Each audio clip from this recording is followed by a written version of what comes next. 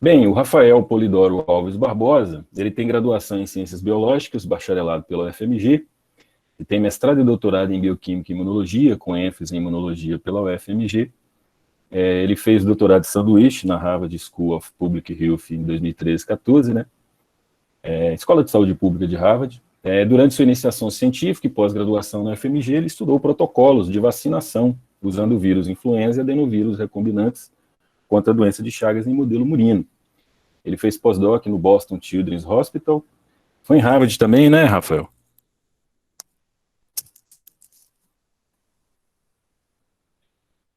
Beleza. É isso mesmo. Harvard, a Escola de Medicina de Harvard é um monte de Eu tive até essa hospitais. dificuldade de identificar, mas é Harvard Medical School, né? Com granzimas e granulizina, né, estudando o papel em diferentes modelos envolvendo patógenos. Então, em pós-doc também na Universidade de Medicina de Harvard, pelo programa de Reumatologia, Imunologia e Alergia, no Brigham and Women's Hospital, no laboratório do Dr. Patrick Brennan, pesquisando fatores de transcrição responsáveis pelo gradiente de ativação de diferentes populações de linfócitos. E atualmente ele é pós-doc na Escola de Medicina da Universidade de Indiana, onde ele investiga o papel da microbiota na formação de anticorpos em modelo animal de malária severa. E ele tem experiência, né, eu acho que já deu para sentir aí, na área de imunologia, com ênfase em linfócitos não convencionais, vacinas e imunoparasitologia. Então, Rafa, mais uma vez, muito obrigado pelo seu aceite, e aí passo a palavra, então, para você. Então tá. Eu vou falar um pouco de coronavírus. Pelo que eu entendi, eu vou ser o primeiro palestrante de coronavírus do painel. Então, eu vou falar um pouco sobre tudo. E depois a gente pode conversar sobre as coisas que eu não vou falar sobre imediatamente. E aí, se precisar, eu tenho uns outros slides aqui, se a gente quiser falar de vacina também. Mas então, eu não preparei. Aproveitando, a gente já falou em algumas outras palestras sobre, mas assim, pode falar como se ninguém tivesse falado, não tem problema, e hoje o palestrante é só você, então a gente tem a noite inteira aqui para discutir essas questões, tá? Obrigado. Obrigado pela apresentação. Realmente é meio confuso, assim, eu tenho a tendência a não colocar Harvard a não ser para o doutorado sanduíche, porque foi o único momento que eu fui filiado, né? O resto eu fui funcionário. Pós-doc aqui é um emprego qualquer, assim, é um emprego que você tem de prestação de serviço. Então, eu era pesquisador lá nos hospitais, né? Vinculados à escola. Então, imagine que é como se fosse programa de pós e departamento. Essa que é a separação. Os departamentos são da Harvard Medical School e os programas de pós são dos hospitais. Então, só para esclarecer quando eu tiver mais essa dúvida. Então tá, hoje eu vou falar de coronavírus em 4 partes. Uma delas é um histórico breve do que são esses vírus, de onde eles vieram, e depois eu vou falar um pouco da Covid-19, que nada mais é a tradução direta, né, de Coronavirus Disease de 2019, e depois eu vou falar um pouco do trabalho que eu fiz em patofisiologia da Covid-19 e como que esse trabalho tem sido reproduzido na literatura, e janelas de intervenção, que aí a gente pode conversar mais. Eu acho que vai ser a parte que também vou deixar mais a desejar para vocês trazerem mais as dúvidas. Então, vamos lá. O nome coronavírus, provavelmente todo mundo já deve saber, é porque eles parecem essas coroas de espinhos aqui, ó. Eu quero um laser pointer. Então fica parecendo uma coroazinha ao redor, quando eles primeiro isolaram e fizeram a microscopia eletrônica destes vírus. Aí ficou parecendo essa coroa, e aí eles chamaram de coronavírus. E aí, em 1930, aqui nos Estados Unidos, se eu não me engano, em Cleveland, eles começaram a ter essas mortes de galinha, assim, a Deus dará. E aí, quando eles tentaram isolar o patógeno, aí eles acharam esse coronavírus aí, e a letalidade era muito, muito alta. As galinhas não estavam protegidas. Então, eles chamaram na época de vírus da bronquite infecciosa em galinhas, E depois que isolaram esse, eles descobriram outro que causava pneumonia em camundongos, que era pneumonia e hepatite. E é engraçado, né, que hepatite não tem a ver com vírus respiratório, aparentemente, mas a gente vai chegar lá. Então, assim, a origem dos coronavírus é mais antiga do que a gente imagina. O último ancestral comum, do que hoje a gente chama de ortocoronavírus, vocês vão acostumar com esses nomes, alfa, beta, delta, gama, e agora nós estamos no orto já, data do século IX a.C., e tem alguns estudos da década de 90 que mostram o último ancestral de outros, né? Então, assim, um deu origem ao outro e foi divergindo evolutivamente, sendo os beta-coronavírus mais antigos, que o nosso coronavírus é um beta-coronavírus, o que a gente está lidando agora, o SARS-CoV-2. Eles são antigos, os delta também, e tem as outras famílias de coronavírus, todas elas muito antigas. Então, como que esses vírus são caracterizados? Eles são RNA positivo de fita única. O que isso quer dizer? Vou dar uma comparação com a influenza, por exemplo. A influenza são um monte de fitas, são 8 fitas de RNA negativo. Então, a influenza, quando o RNA é negativo, ele precisa fazer um RNA positivo primeiro e depois fazer a proteína. Lembrando que o RNA mensageiro, que a gente estuda na escola, ele é positivo. E o coronavírus, diferente do influenza, ele vai direto para a proteína, ele consegue fazer proteína de uma vez só. E em vez de ter 8 fitas, cada uma codificando uma ou duas proteínas, ele vai ter uma só, gigante, em que ele vai fazer tantos e tantos milhares de pares de base de proteína de uma vez, e daí ele sai clivando elas, vai cortando os peptídeos e as proteínas. Então, é um vírus que pode fazer as coisas relativamente mais rápido do que um outro vírus faria. Ele tem esse núcleo capsídeo simétrico, né, que a gente vê a coroazinha bonitinha aqui, vai ter em praticamente todos os meus slides. A carapaça icosaédrica, então eles são proteínas de 20 lados, né, eles fazem 20 janelinhas, e tem essas proteínas que a gente chama de espícula. Então tá, nos humanos os coronavírus não são uma grande novidade, eles são responsáveis por 15 a 30% das gripes comuns, dependendo do lugar. Eles têm a sua origem, ao menos a discussão na literatura é que essa origem é entre morcegos e roedores, e a necessidade de hospedeiros intermediários. Via de regra, nós não pegamos de roedores, nós não pegamos dos roedores voadores, né? A gente não pega de morcego. Provavelmente porque, né, a gente não convive tanto com esses animais, mas também porque o vírus não é adaptado dessa forma para transmitir direto. Então, a gente já teve vários coronavírus, que a gente sabe quem passou para o humano. Foi camelo, fuinha, porcos, vacas, a gente não sabe, o SARS-CoV-2 ainda não está completamente definido, pode ter sido pangolim, algumas pessoas discutiram isso, ou se era o pangolim ou não, mas uma coisa que é necessária é alta densidade animal com alta densidade humana. Então, as doenças pandêmicas, elas ocorrem na natureza espontaneamente, e relativamente aleatório. Quando elas acontecem, é relativamente aleatório. Entretanto, na ecologia, elas acontecem em densidade dependente. Todas as catástrofes, elas só chegam a nível de catástrofe em densidade dependente. Em outras palavras, não havia possibilidade de grandes pandemias sem o surgimento das cidades.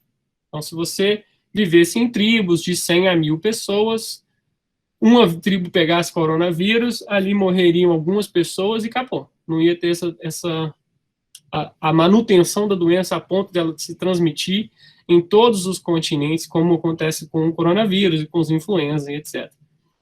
A palavra pandemia significa que em todos os continentes há transmissão local. É um termo técnico usado por epidemiologistas para dizer que se você fechar os navios e os aviões, ainda assim as pessoas vão continuar se infectando. Quando este momento acontece, eles passam a chamar de pandemia. Até lá é uma epidemia. Então, você precisa desses intermediários. Então, o que aconteceu, seja na China ou em outro lugar, mas muito provavelmente na China, é que eles misturam nesses mercados, igual o mercado lá de Belo Horizonte, para quem já foi, mistura um monte de animal, um monte de gente, e pronto. Essa é a fórmula, né? Em alta densidade, você fica transmitindo patógeno entre espécies e, aleatoriamente, uma vai ter uma mutação capaz de transmitir de humano para humano. Nós demos muita sorte, e eu vou falar isso, aproveitar e falar isso nesse slide, nós demos muita sorte que o H5N1, que era a gripe do frango, de uns 10 anos atrás, não transmitia de humano para humano, porque aquela gripe matava muito, muito mesmo, e muito rápido. E eu não tenho certeza absoluta, porque eu não acompanhei os estudos depois de 2014, mas até 2014 não era tratável, não. Bom, a transmissão da Covid-19, acho que agora eu vou falar igual coisas que provavelmente o William Bonner já falou, a pessoa passa de uma para outra através de gotículas. Um experimento agora, na semana passada, publicado na semana passada, ele mostrou que aerossol também transmite.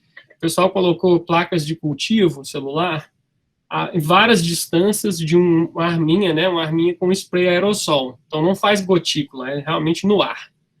E aí esse spray aerossol jogava e eles olhavam nessas placas de cultivo onde que crescia vírus, que é a melhor maneira de testar, né? Ver por RNA não é uma maneira eficiente de testar. Você falar assim, achou-se coronavírus no esgoto da cidade de tal. Bobagem.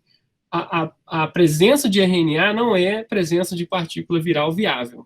Presença de RNA significa que algum vírus chegou ali, mas ele não necessariamente está viável. Aí o pessoal colocou essas patinhas de cultivo e jogou o aerossol e não cresceu o vírus só a partir de 5 metros. Por 4,8 metros, esse aerossol era capaz de infectar depois do tiro da arminha. Ou seja, transmite também não só por gotículas, mas pelo ar.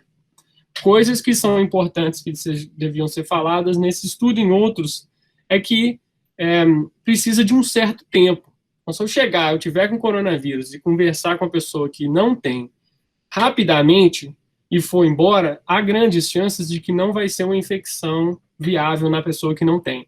Mas se a gente ficar conversando ali um tempo, aí sim. E quanto mais alto eu falar, mais gotícula eu jogo, mais partícula aerossol eu jogo, e mais a outra pessoa vai ficar com chance de infectar. Então tem essa ideia aí, e que é meio que uma explicação pela qual os grandes protestos do George Floyd aqui nos Estados Unidos não aumentaram em grande quantidade a transmissão. Então tem várias coisas, uma delas, eu fui em alguns protestos, uma delas é que você deveria se circular por 6 pessoas e ficar só com essas 6 até o final.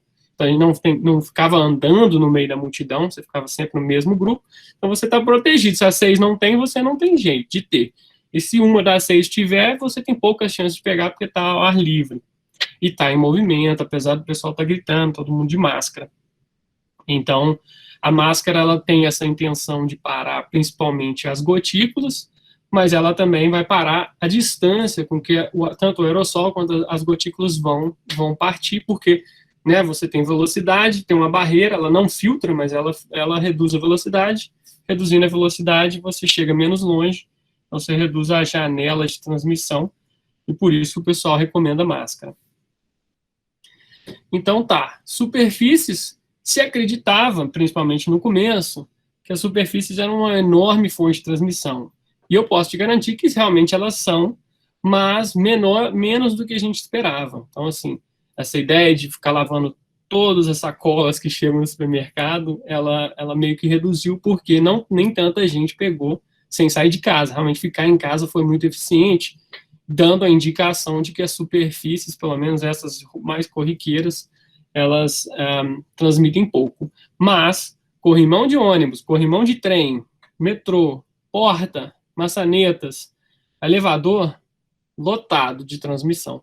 Então, superfícies também são fontes de transmissão. Pessoas assintomáticas.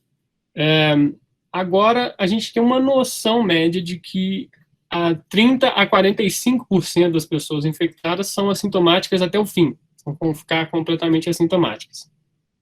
E esses dados vêm de cidades em que se testou quase todo mundo. Tem uma cidade, a cidade de Vo, na Itália, e uma outra cidade que eu não me lembro o nome, também na Itália, em que eles testaram mais de 85% da população, por PCR, não anticorpos, né? Não um teste rápido, né? E aí, eles testaram 2 vezes, em 2 momentos, bem distantes, né? Mais de 1 mês de distância. E aí, nesses 2 momentos, eles sabiam exatamente naquele momento quem estava transmitindo e depois quem estava transmitindo de novo. E eles puderam acompanhar também quem teve sintoma e quem não teve. As cidades eram pequenas, né? E então, eles mostraram que em um dos estudos foi mais ou menos uns 44% das pessoas tinham vírus, não tiveram sintomas e não tiveram sintomas depois. Em um outro, um pouco menos de 40%. E parece que isso se sustenta no tempo. Então, dos números que a gente tem no Brasil hoje, provavelmente quem se testou por PCR estava no hospital, etc. Então, a gente tem pelo menos uns 40% a mais de pessoas que já pegaram. Sintomas, acho que também estou chovendo uma olhada aqui, né? Saiu um trabalho recentemente mostrando que há uma ordem para os sintomas acontecerem, uma ordem preferencial, matematicamente falando. Então, parece que começa com a febre, e aí vem tosse, e o cansaço pode vir ou não, mas em geral ele vem entre a febre e a tosse. Depois da tosse pode vir náusea, diarreia, e aí falta de ar, e daí para frente você pode ir muito provavelmente para o hospital. Irritação, e a tosse é seca. A importância dessa tosse ser seca é porque a gente tosse meio que naturalmente, com alguma frequência, mas a pessoa para ela saber se ela tem que ficar preocupada ou não, se a tosse estiver cheia, né, com muco, pode ficar tranquilo que vai ser pelo menos, talvez gripe, né, ou talvez nada, né, só uma coceira mesmo. Então, o que se sabe até agora é que 80 a 85% das pessoas se recuperam sem necessidade de tratamento ou internação, o que é uma coisa bastante acalentadora, muito positiva. Se você tiver sintomas, fique em casa, né? Não tem nem discussão. Não precisa trabalhar, não saia de casa, tenta não infectar quem está em casa.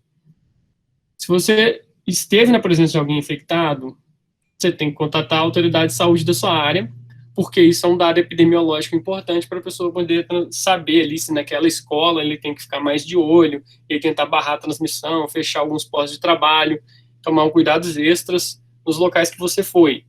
Então, é importante realmente tentar contactar a autoridade de saúde se você achar que está infectado. E aí eles vão decidir se você deve ser testado ou não. Avisar as pessoas que você teve contato para fazerem o mesmo. E aí, se você tiver sintomas, tem esses aplicativos, não sei se eles funcionam de fato, mas com que você pode fazer até telemedicina e aí alguém vai avaliar se você deve ou não ir para o hospital. E aí você faz acompanhamento. Quando você não precisa ir para o hospital, que vai ser a maior parte dos casos, você fica de quarentena até o fim dos sintomas. Acho que o que vale ressaltar aqui é que essa ida para o hospital, a falta de ar, que é um dos últimos dos sintomas, na ordem dos sintomas, essa falta de ar ela ocorre meio que indiscriminadamente da idade. Não muito em crianças, mas acima de 14, 15 anos, meio que muita gente tem 20%, 15 a 20%. E o que isso significa? Que as pessoas vão parar no hospital. E aí, quando você vai parar no hospital e você é uma pessoa de 20 anos, se não tiver leito, se tiver alguém mais velho que você no leito atualmente, se tiver uma pessoa de 35 anos no leito, na UTI, e você precisar da UTI, o hospital tem essa estrutura, e essa é uma regulamentação da OMS, de preservar quem tem mais vida pela frente. E aí você vai jogar fora da UTI uma pessoa de 35 anos e matá-la. Então, quando a gente tem essa ideia maravilhosa de que, pô, quase ninguém morre, 0,1% vai morrer nessa faixa etária, eu vou pegar aqui de uma vez para eu ficar livre disso. Você tem que ter essa noção de que você tem chances de ir para o hospital, de infectar os enfermeiros, infectar os médicos e matar todo mundo, inclusive diretamente se for expulsando alguém da UTI. Então, que isso fique claro. É o que fazer, né? Felizmente tá misturado inglês e português aí, mas lavar a mão, distância física, tentar não levar a mão aos olhos, nariz e boca quando você estiver encostando em superfícies, igual eu fiz agora. Cobrir a boca e o nariz com o braço. Isso sempre é assim, não precisa ser no coronavírus, não precisa ser em pandemia. Você sempre deveria manter uma certa, lavar as mãos, né, e manter esse costume de tossir no cotovelo e cobrir para você impedir fisicamente, né, as partículas de se projetarem muito longe. E aí, procurar atenção médica se tiver os sintomas e seguir as autoridades de saúde. No caso do Brasil, essa ideia de seguir as autoridades de saúde, eu deixo vocês decidirem.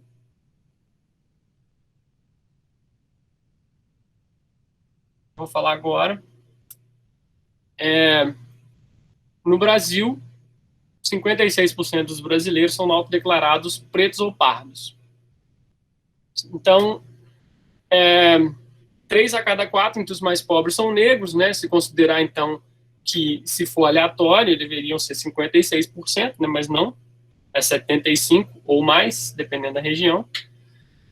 E o problema é que na saúde, quando as pessoas testam, inclusive essas drogas que nós estamos testando hoje para coronavírus, são em geral em hospitais de ponta, em lugares em que quem tem acesso são brancos, caucasianos no caso. Não é nem branco brasileiro, que varia, né? Mas brancos caucasianos nos Estados Unidos. E aí o que acontece? Quem está morrendo mais de coronavírus são os latinos e os negros. E aí essas pessoas são subrepresentadas nos testes clínicos, são subrepresentadas em testes clínicos, e uma das representações históricas que nós temos é de câncer.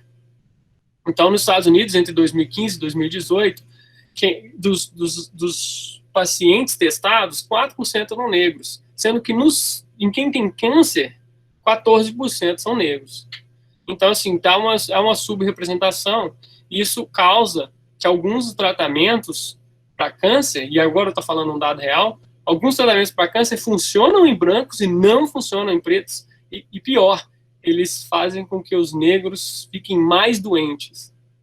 E por que isso acontece? Porque há uma subtestagem desses grupos, principalmente porque você não pode pagar o tratamento da pessoa, como no Brasil, para fazer um teste clínico. Você tem que... Aqui nos Estados Unidos é um pouco diferente. Aí, câncer de próstata em negros se apresenta em média 10 anos antes, e tem várias razões para que a gente possa discutir isso, mas, via de regra, a saúde das pessoas pretas no Brasil, elas são piores do que dos brancos. E há também, agora, dos dados objetivos, eu já falei, agora eu vou falar dos dados subjetivos, que no fim resultam em mais mortandade de pessoas não brancas no Brasil, são que há estudos mostrando, de psicologia, mostrando que negros são esperados sentir menos dor, né, e a negligência ativa por profissionais de saúde, que veem a outra pessoa como um menos humano, uma pessoa menos humana, e vocês, como pessoas que vão se formar como profissionais de saúde devem ter presenciado isso. Eu já presenciei isso fisicamente. Negligência ativa, né? A pessoa olhar e falar, quem que é essa? O que é isso aqui? Como é que você deixou essa pessoa entrar no meu consultório? Enfim, negligência passiva por profissionais de saúde. Então existe o viés, né? Que a gente, mesmo que não goste, a gente tem a resposta amigdalar, né, no cérebro. A gente tem a resposta da amígdala, que é o nosso centro de medo, quando você vai cruzar a rua com um mendigo. Você não tem como evitar essa ativação, porque você tem todo o arcabouço cultural de que aquilo ali é um risco para você, e aí você tem que passar por isso neurologicamente. Mas aí quando você lança essa informação para o seu córtex pré-frontal, e aí você tem que confrontar isso com com o histórico, com as coisas que você sabe, e aí você teria que decidir ativamente que aquele humano é um humano com todos os direitos e deveres do Lehman, que é um bilionário. E aí você tem que refazer o sentimento de medo e tratar aquela pessoa bem. Mas isso não sempre acontece, por isso eu coloquei como negligência passiva dos profissionais de saúde. Para vocês terem ideia, um dado que saiu essa semana, agora eu não lembro se foi essa semana ou algumas semanas atrás, mas negras com filhos pretos nos Estados Unidos, hein? Negras com filhos pretos, os filhos têm 3 vezes mais chance de morrer quando o médico é branco. E se o médico for negro, não. Olha que coisa louca. Interessantíssimo, né? Mas assim, a chance de um bebê que acabou de nascer morrer nas primeiras horas é maior se o médico for branco. Se os médicos não forem racistas ativamente, assassinos, eu diria que seria negligência passiva mesmo, as pessoas tratarem com menos jeito, sim, esperar que ele sinta menos dor, e aí ter uma tolerância muito maior a desconfortos para a criança, ou ter um cuidado muito menor, entre outras coisas. A gente tem que falar também de exclusão social e de oportunidades, que elas estão crescendo, né, em velocidade galopante, né? A desigualdade no Brasil, desde 2014, ela vem crescendo absurdamente. Não que não estava ruim, né? Mas assim, sempre pode piorar. O Murphy fez uma lei, não foi à toa, e a lei dele é a única que sempre funciona, né? E essa exclusão, ela também resulta em alimentação precária e pouco diversa. A alimentação precária, é importante ressaltar aqui, é que nós, animais, mamíferos principalmente, a gente não tem como controlar nosso impulso alimentar só com disciplina e meditação, como a gente gostaria. Você ama, porque você é um animal, você tem incrustado nos seus genes que você ama alimentos com muita energia. Então, gordura e açúcar juntos, delícia, maravilha, quero muito, não consigo parar. Animais que não têm consciência tão desenvolvida quanto a nossa, eles, tipo ratos, se você der milkshake, eles vão tomar até morrer de comer. E o problema é a vontade de parar, essa vontade de parar, ela está relacionada com o tipo de alimento que você come. Se você tiver muito acesso a milkshake, porque o milkshake é R$1, e um quilo de nozes é R$50 ou R$70, você vai comer mais milkshake do que nozes por duas razões, né? Não só porque é mais gostoso, mas porque é mais barato. E o resultado disso é que você vai ter uma microbiota mais precária, você vai ter mais cárie, você vai ter mais inflamação, você vai ter mais obesidade, mais diabetes, e todas essas coisas vão resultar em comorbidades para a Covid-19. E aí estão os números, né? Os negros têm muito mais obesidade. Diabetes do tipo 2, que é a diabetes de resistência à insulina, ela chega a ser 50% mais alta em mulheres negras do que mulheres brancas. No Brasil. Hipertensão, que é, né, resultante de doenças vasculares, que podem ser ocasionadas tanto por obesidade, quanto por diabetes, quanto por coronavírus, e aí resulta em derrame e ataque cardíaco. Então, sim, negros são acometidos por essas doenças com maior frequência. Elas, aqui nos Estados Unidos e em outros países que têm menos esse problema de racismo estrutural que o Brasil, os Estados Unidos é um caso relativamente à parte, mas outros países, essas doenças, elas são aumentadas nas populações pobres. Então, há um confounder, há um confundidor, um elemento que confunde ser pobre com ser negro. Mas, no Brasil, mesmo se você cortar por pobreza, dentro dos pobres, os negros têm mais obesidade, mais diabetes, mais hipertensão, mais derrame, mais ataque cardíaco. E esses problemas, eles têm que ser combatidos ativamente, diretamente e diariamente. Sem falar, nem estou falando de violência policial aqui. E aí, até quando eu tinha olhado, os negros tinham uma letalidade 2,4 vezes maior que a de brancos, Covid-19, em geral, tá? Em geral. Se você fechar por população, algumas regiões de Nova York, negros e latinos tinham uma letalidade 7 vezes maior. 7 vezes maior que a de brancos. E esse racismo subjetivo, ele é tão interessante que quem você considerar essencial vai ter a ver com a cor da pele. né, como a infantaria dos exércitos da Farroupilha, da Revolução Farroupilha, a infantaria era composta por escravos libertos, a infantaria é aquela que quase 100% vai morrer mesmo. Então, os trabalhadores essenciais, eles são, na sua maioria, aqui nos Estados Unidos, negros e latinos. No Brasil, pardos e pretos. Então, quem você considera essencial tem a ver também, vai resultar em pessoas que têm uma infecção com maior carga viral. Elas já têm maior obesidade, já têm maior diabetes, elas já têm alimentação mais precária, salários menores, não têm benefícios específicos, e aí elas têm ainda que lidar com serem trabalhadores essenciais, enquanto quem é branco ou quem é de uma classe social mais abastada pode ir para o bar, irresponsavelmente. É isso, né? A pessoa que não tem opção de ser essencial e a outra que essencialmente trabalha contra a correnteza. Mas tudo bem, valores e respeito não dão bilhão, né? Como diria o Rodrigo Constantino. E se não dá bilhão, eles vão ser abandonados pelo capitalismo. Então vamos lá, vamos trabalhar agora com os números. Dados gerais. Olha só, nós temos aí 3 epidemias de coronavírus recentes, todas elas, em que todos nós já éramos vivos, eu espero, quando elas aconteceram. O SARS-CoV, que é o primeiro coronavírus, né, teve em 2002, depois o MERS, várias pequenas epidemias, todas elas muito letais, e agora a gente está lidando com a terceira. E aí, a média de idade, relativamente, gente mais velha, que 50%, média é isso, né? 50% das pessoas que morreram são acima de 56. Agora, a disparidade sexual, ela já era muito alta em MERS, não era tão alta em SARS-CoV-1, e ela é muito díspare em SARS-CoV-2. O que significa que é que 1,6 homens morrem para cada mulher que morre. As mulheres estão, de alguma forma, protegidas, como eram no MERS, elas têm menos mortalidade por coronavírus.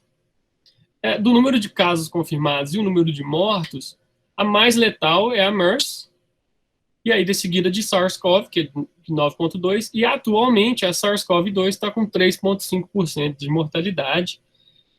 Os dados da Alemanha, que seria um país que testa muito, vai jogar isso ao redor de 1 a 2% de mortalidade real. Que eu acho que vai ser o que vai se sustentar no tempo, vai ser uma taxa de mortalidade ao redor de 1. Porque no lockdown, quando teve quarentena, o que aconteceu é que a mortalidade estava muito mais alta, já que só estava se testando as pessoas que estavam trabalhando e morrendo, né, nos hospitais. E aí a letalidade estava entre 10% e 14%. E aí o número real de testados nos países que testavam era 5, inclusive a Alemanha. Mas aí já está reduzindo, porque agora está testando todo mundo, inclusive quem está voltando ao trabalho. E, além disso, os jovens que estavam parados agora voltaram a trabalhar e estão pegando. E jovens, como morrem menos, então agora você está aumentando o número de casos de gente que não vai morrer. Então, acho que vai ficar em 1%, então nós temos um pouco de sorte e um pouco de azar. A sorte é que a letalidade dessa doença é bem menor, o azar é que a transmissão para 22 milhões de pessoas até agora. Enquanto as outras não deu nem 10 mil. E aí os sintomas, a frequência dos sintomas é um pouco diferente das outras, com uma frequência muito alta de tosse seca e febre. E aí o uso de ventiladores é bem baixo comparado com os outros, que é uma outra coisa que nós demos um pouco de sorte, já que precisa de UTI para usar ventilador. Então, nos dados nacionais, o Brasil, eu peguei isso hoje, né? O Brasil está com 3,4 milhões de casos. Eu sei que parece uma escala logarítmica, essa azul aqui, mas essa escala, ela é linear, tá? A logaritma vai ficar muito parecida, porque o Brasil nunca teve platô, né? Nunca reduziu. Então, a gente não sabe, não teve essa ideia de pico, né? Se você olhar por cidade, tem cidades que fecharam depois do pico, e então tem pico. Mas, como as outras estavam abertas, o Brasil ele foi só aumentando o número de casos no tempo mesmo, de forma linear. E aí o número de mortes segue a mesma linha, obviamente, não tem outra fórmula, mesmo que com essa ideia de que a gente tem agora no mundo, de como tem mais jovem pegando, a mortalidade vai, em porcentagem, vai reduzir. O Brasil já estava assim desde o começo, e está com 4% de mortes. Dentro dos casos fechados, né? Não é 4% de 3 milhões, não. Nós vamos saber esse dado de hoje daqui 8 semanas. Esses 3,4 milhões de casos agora vão refletir em 4% de morte daqui 8 semanas. E aqui, esse gráfico eu queria mostrar para vocês que é mais ou menos uma regressão linear, onde está plotado aqui o número de casos versus o número de mortes versus o número de casos. E é linear. Não tem um lugar no mundo em que o número de mortes e o número de casos não estão parecidos. Tem umas exceções aqui, que é o Singapura, que teve mais casos do que morte, mas, ainda assim, tem bastante caso e bastante morte. Então, quanto mais casos, mais morte. Esse ponto aqui é os Estados Unidos. Então, assim, essa ideia de que hoje tem 3,4 milhões e aí não vai ter tanta morte assim, não. Vai continuar linear. Quando der 3 milhões aqui, ele vai subir e aí vai ser 300 mil mortes ali.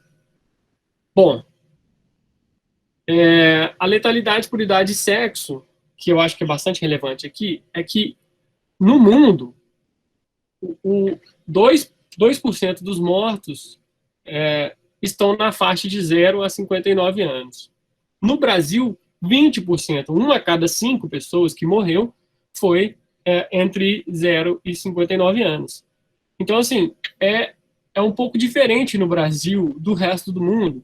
E aí você pode dizer que há outros confounders. Eu vou ter que usar a palavra confounders, que eu não sei se tem tradução, mas é um termo para causalidade. Quando tem causa e efeito, existem coisas que confundem a minha interpretação de causa e efeito.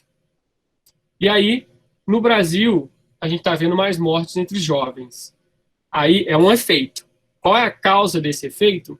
Pode ser várias coisas, mas uma delas é que o Brasil realmente tem uma frequência maior de gente com diabetes, de gente com hipertensão, de gente com obesidade, só que não chega a 20%, não tem como explicar tanta gente morta. E aí eu diria, né, que a cloroquina é um grande fator de assassinato para jovens, já que a maioria vai viver, 98% do mundo viveu sem cloroquina. Agora o Brasil tem que tomar. E aí o Brasil, como já tem muita gente com hipertensão, acabando de falar, hipertensão mais cloroquina é uma ótima maneira de suicidar. Então, você morre e aí tudo bem, né? E daí? Eu não sou coveiro, você também não é, né? Então, a gente bola para frente, né? O que fazer? Bom, aí você tem aí, quem é mais velho está em grande risco, mas sempre o feminino, né? O sexo feminino protegido de mortalidade. O N é muito pequeno nos dados aqui. Tem muito pouco homem vivo a 90 anos. É por isso que essa barra não continua crescendo. Mas assim, deveria continuar essa diferença aqui, porque não tem nenhuma justificativa pela qual homem e mulher se equiparam acima de 80 anos, que não seja o fato de que tem pouquíssimos homens acima de 80 anos. Eles provavelmente têm um sistema imune melhor. E aí, até na época que eu tinha olhado isso, 21% dos casos era acima de 80 anos das mortes. Então, essa é a fatalidade aqui. Por isso que eu disse que até 59 anos, se você somar todas essas porcentagens aqui, ó, dá 2%, enquanto no Brasil essas porcentagens dão, e aí você pode olhar até pelo gráfico que está aqui, 59, 7, 8 mil mortes de homens, 4 mil de mulheres, 4 mil mortes de homens, 2 mil de mulheres, só entre 40 e 60 anos aqui, um monte de mortes, milhares de jovens de 30 anos morrendo. Que é muito mais, né, de porcentagem nessas barras, aí chega a mais de 10%. Eu, no Brasil, lidero o número de mortes de enfermeiros por coronavírus. A última vez que eu olhei, que eu consegui pegar esse dado no Conselho Nacional de Enfermagem, foi dia 20 de julho, e a gente já tinha 304 mortos. E aí, o que acontece é que, apesar de a gente ter divulgado muito no começo, que a gente queria achatar a curva para que o sistema de saúde não sobrecarregar o sistema de saúde, há um outro aspecto que era que as indústrias de máscara, de PPE, de equipamentos de proteção individual, EPI, essas indústrias estavam produzindo na época em que a gente estava de lockdown, a gente estava de quarentena.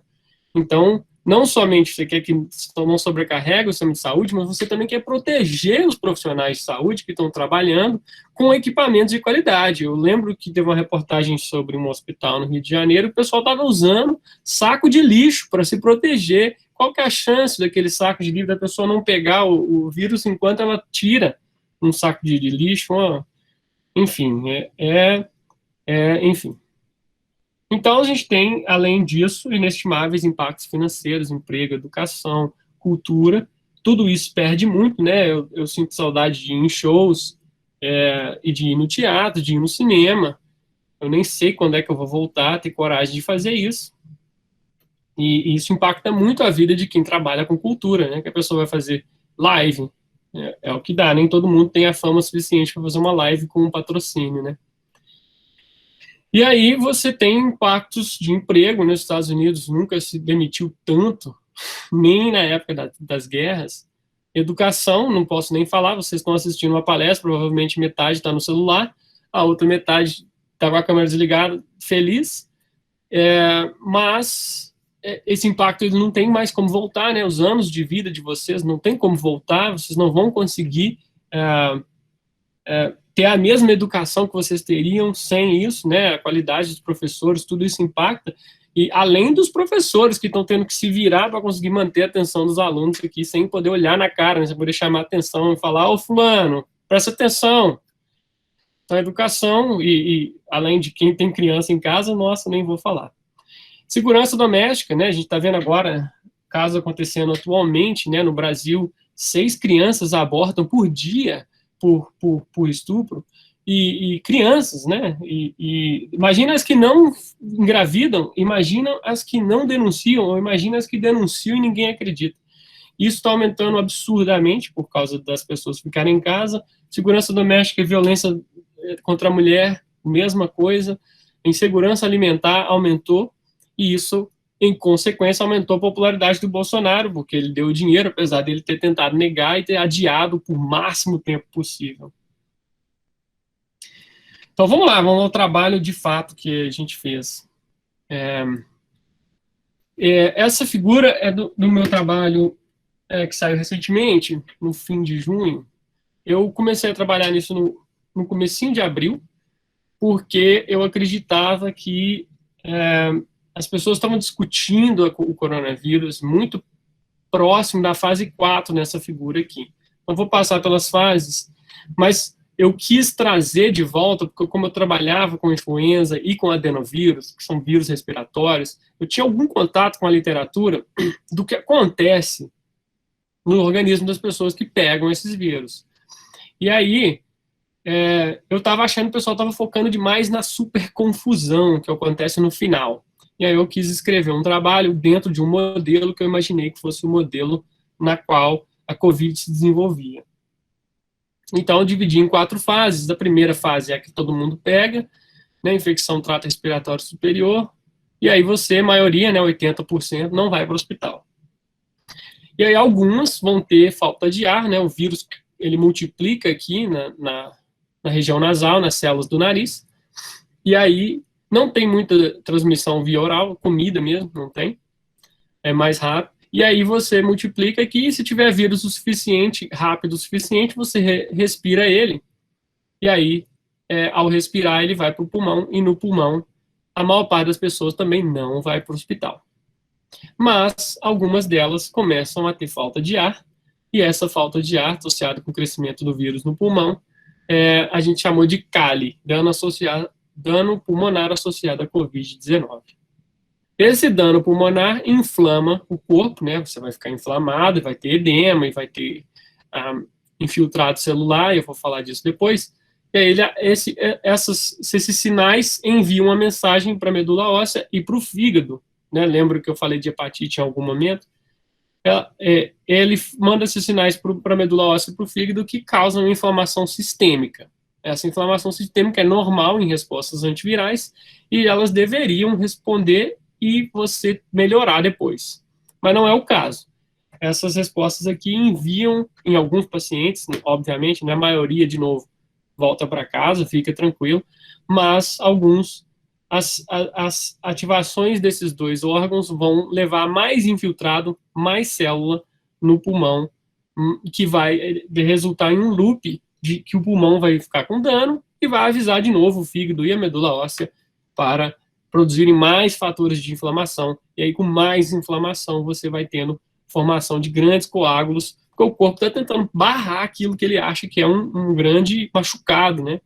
E aí você faz coágulo para todo lado e você também ativa com inflamação e todos os vasos sanguíneos do corpo começam a ficar muito permeáveis, inclusive a barreira hematoencefálica. E aí você começa a ter disfunções vasculares que resultam em danos cerebrais, em danos renais, danos cardíacos, resultam em dedo de Covid, e aí eu vou falar especificamente de cada uma dessas fases. Mas a mídia estava absurdamente, e eu entendo por quê, mas estava absurdamente focado nessa parte aqui. Você tem confusão mental, você tem coágulos, você tem citocinas, tempestades de citocinas, e você está ali. E qual que é o problema? O problema é que isso são quadros de sepse, uma doença relativamente bem conhecida, né? Acho que já deve ter uns 1000 anos que se conhece ou mais. E a sepse, ela tem todos esses quadros relativamente confusos e que chamam muita atenção, né? Imagina uma pessoa, uma loucura ali acontecendo, ela tá bem, de repente ela morre, e aí você quer fazer uma reportagem sobre isso, mas do ponto de vista médico, e a razão que eu quis escrever isso era mais para médico, é que a razão pela qual isso tem que ser escrito é que você tem essas janelas aqui para tratar, 1, 2 e 3, em que você consegue reverter mais facilmente o quadro das pessoas. A dexametasona, ela é dada entre 2 e 3. Né? Ela não é dada, e quando ela é dada em 4, ela funciona bem pouco. E aí, a dexametasona é o único tratamento que a gente tem atualmente oficializado. Né? Agora, tem um estudo brasileiro que está tratando com colchicina, mas é a mesma ideia. E a ideia é tratar antes da situação chegar a sepse, porque sepse já tem alguns milhares de anos, não tem tratamento. Então vamos lá, entrada do vírus. Essa é uma imagem do vírus interagindo com a ACE2. Pacientes assintomáticos ou com sintomas leves, o que acontece? O vírus entra, ele ativa esses genes que respondem a interferon. Interferon é uma molequinha que faz um estado antiviral nas suas células. Então, você vê que o vírus entrou na célula 1 aqui, e esse interferon, os genes de interferon liberam interferon, né? No caso aqui está expressando beta, mas existem outros. E aí, esse interferon avisa a vizinha e a outra vizinha fala assim, gente, tá rolando um assalto aqui na minha casa, né? E vocês fiquem de olho aí, porque o assaltante pode ir para casa de vocês, né? E aí, provavelmente via WhatsApp, então o interferon aqui é a mensagem. E aí você manda essa mensagem, os vizinhos já entram no estado antiviral e fecha as portas e tranca tudo, e aí fica ali escondido, você não deixa o ladrão entrar. E esse é o estado das pessoas que ficam sem sintomas, ou que elas têm poucos sintomas e se recuperam. Então, tudo bem. Então, quem tem carga reduzida, para por aí. É uma resposta antiviral clássica de livros, eu tirei isso de livro, não tirei isso de um artigo, mas pode tirar de livro, vai ser a mesma coisa. Ele se restringe a esse trato respiratório superior com inflamação local, né? Você não só ativa as células epiteliais, você também ativa as células do sistema imune e faz um estado antiviral ali. Então você meio que chama a polícia manda uma viatura aqui para ver o que está acontecendo, os vizinhos vão lá, todo mundo liga a luz e o ladrão é pego. Mas aí não é todo mundo, né? Então tem essa enzima, que é a enzima ECA2, eu vou chamar de ACE2, porque eu não tenho costume de falar a palavra ECA e achar ela legal. A ACE2, então, ela tem a espícula do coronavírus como alvo, ou o contrário, mas aí o coronavírus, com essa espículazinha bonitinha, ela liga nessa ECA2, E importante, ela é uma enzima conversora de angiotensina 2, e eu vou falar sobre isso com mais detalhes. E aí, quando ela liga, ela engloba a ECA2 e abre essas 3 rosetinhas aí, essas 3 partes da espícula. Inclusive, isso é um trabalho de estrutura na Science muito legal, mostrando a estrutura, tem vídeo e tudo, depois vocês procuram. E aí você abre essas 3 molequinhas e empurra o material genético do vírus para dentro da célula. E aí, o que é importante dessa ACE2? É que ela converte a angiotensina 2, que é uma molécula, um peptídeo ativo, vasoconstritor. Então, quando você fecha o acesso a enzima que converte angiotensina vasoconstritora em angiotensina vasodilatadora, você tem excesso da vasoconstritora, e esse excesso de vasoconstrição pode causar, só por si, microtromboses. Se você simplesmente fizer um torniquete e ficar segurando ali, ou seja, se você vasocomprimir vasos em grande quantidade, eles fecham. Não tem outra solução, eles fecham. Fisicamente, eles fecham. Então, o excesso de vasoconstrição pode causar, já per si, microtromboses e falta de ar. Então, o vírus já começa a avacalhar aí. E outra coisa que essa enzima faz, ela converte bradicinina. Um dos tipos de bradicinina, não vou entrar em muitos detalhes acima disso, bradicinina. Porque ela também converte bradicinina. E aí, a bradicinina também tem efeito constritor e tem efeito inflamatório. Ou seja, você vai ter um excesso de vasoconstrição e um excesso de microinflamação, que pode causar edema. Olha só que sacanagem. Então é como se o ladrão aproveitasse e fingisse que ele é um terrorista. Só não está só vindo alguém roubar sua casa, ele ainda disfarça que ele é um terrorista, e aí vai vir um monte de policial em vez de um. E aí o que essa bradicinina faz? Ela age, é um peptídeo que age nas paredes dos vasos, e aí causa contração lenta do músculo bronquial, aumenta a migração de leucócitos, e essa migração de leucócitos, no caso eu vou chamar de infiltrado celular no pulmão, ele vai lotar de células, e aí essas células podem destruir o tecido pulmonar. Então, 2 coisas acontecem aqui, ambas porque o vírus altera a ACE2. Ela aumenta a quantidade de angiotensina 2 e aumenta a quantidade de bradicinina, tendo efeitos protrombóticos, então, protrombose, procoagulação, e inflamatórios. Então, vamos à lesão pulmonar aqui. Essa lesão pulmonar é muito mais frequente, de novo, nas pessoas com comorbidades. Então tá, o vírus chega no pulmão. E aí você tem uma célulazinha aqui bonitinha, chamada macrófago, e quando o vírus chega e ele liga todo mundo, esse macrófago começa a chamar a polícia. É ele que coordena a vizinhança, seria o agente de comunicação entre o líder comunitário. E aí esse macrófago vai e chama a polícia, e a polícia ele chama através dessas molequinhas aqui, IL1, TNF, IL6 e IL8. E IL8 é uma molequinha que também atrai especificamente um tipo celular que é bem ruim para você se for no seu pulmão. É muito bom se fosse um corte na sua pele, mas como é no pulmão, é muito ruim para você. Então você tem esse macrófago alveolar ligando, para a polícia. E aí, a polícia, se ela vier, os detetives, gente que sabe resolver casos, gente que faz as coisas direito, você vai ter a eliminação do vírus e aí a recuperação do tecido. Beleza. Quase todos os pacientes que tiverem vírus pulmonar vão seguir esse ciclo, vão chamar os detetives, que são os linfócitos, e aí você fica bem. Só que, de vez em quando, você tem a produção de coisas que aumentam a permeabilização, inclusive a bradicinina, e aí você aumenta também as moléculas de adesão no tecido pulmonar. E o alvéolo é uma célula que depende muito da estrutura física, ela não funciona bem lotada de célula.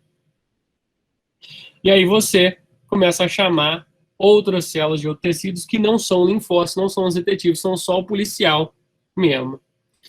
Então, você tem aqui a lesão associada à COVID, então eu estou aqui de novo o alvéolo, saco alveolar bonitinho, você tem a produção de coisas que chamam monócitos, de coisas que chamam neutrófilos, são dois tipos celulares preparados para matar a bactéria num pus, fazer o pus ali do seu machucado. Então, são boas para você se você tiver na pele, mas se você tiver no pulmão, elas não são tão boas assim, eu vou mostrar mais sobre isso. E aí você consegue esse número de chamar a polícia, em vez de chamar só a polícia local, porque agora é terrorista, você chama a polícia da cidade inteira, federal, governo, estado, país, todo mundo fica de olho. E aí você chega na medula óssea e você chega no fígado, com essas molequinhas que chamam a polícia, e aí o fígado responde como ele sabe responder a emergências, né? Se tivesse sido comido por um leão, se um pedaço da sua perna foi mordido, você começa a fazer proteínas de fase ativa, que são proteínas de emergência, para você fechar o buraco. Então, são proteínas pró-coagulatórias. A ideia evolutiva dessas células, e do fígado e da medula óssea, era enviar todas as células que você tem, inclusive as mal treinadas. A medula óssea é onde você produz células mieloides, células que vivem da medula óssea, e elas são células do sistema imune. E aí tem um monte de células do sistema imune em produção a qualquer momento na sua vida. Menos quando você é idoso, mas a qualquer momento da sua vida. Essa produção, ela para na emergência, quando a medula óssea é estimulada, quando ligam para a polícia, ela para e ela libera todo mundo, do jeito que tiver, treinado e mal treinado. Então, as células imaturas do sistema imune saem como elas estavam, no estado que elas estavam, e vão para a lesão. Se fosse uma mordida de leão, ótimo. Vai todas as células imunes para lá, mata todas as bactérias do dente, mata tudo ali, ou veneno de cobra, tenta barrar o que der e fecha o buraco, faz coagulação. Mas no seu pulmão, não é uma boa ideia. E aí causa doenças vasculares. Então, a ordem de acontecimentos é a inflamação no pulmão, inflamação sistêmica e inflamação vascular. Isso aqui eu tirei de um livro de 2014. Vocês veem a similaridade com a ordem com que acontecem as coisas na Covid? Eu também vi. A cereja do bolo do coronavírus SARS-CoV-2 é que ela tem a redução da ACE2.